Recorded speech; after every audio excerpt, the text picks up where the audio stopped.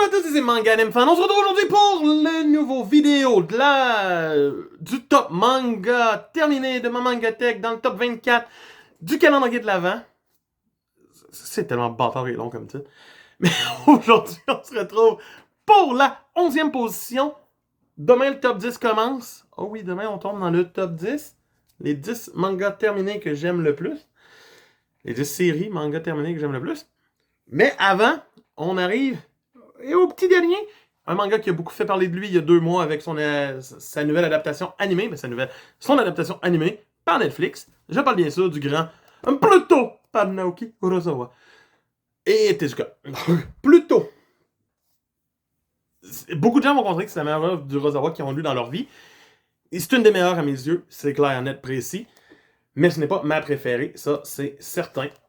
Mais elle est quand même 11e. Fait qu'elle est quand même bien placée. Pluto, c'est l'histoire de quoi? Ben, c'est une histoire de Tezuka à la base. Donc, c'est une histoire basée sur l'univers de Astro Boy. Donc, on a même Astro à la fin du tome 1 pour nous dire « Bonjour, c'est Astro Boy ». Donc, qui a été publié dans Astro et tout, sur le robot le plus fort du monde, Pluto.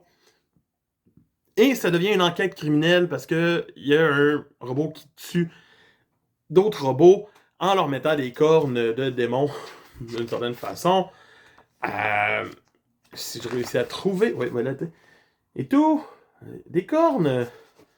Donc, c'est comme ça. Et donc, c'est une enquête pour découvrir la vérité et savoir qui est quoi, puis où, quand, comment. Et bien sûr, vu que c'est du Urasawa, ça va dans un sens, ça va dans l'autre, ça revient par là, puis ça s'en va par là un moment donné. Tu sais jamais où ça s'en va exactement.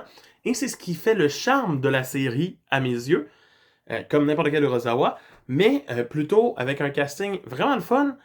C'est juste qu'il y a certaines longueurs qui font en sorte qu'il n'est pas dans le top 10.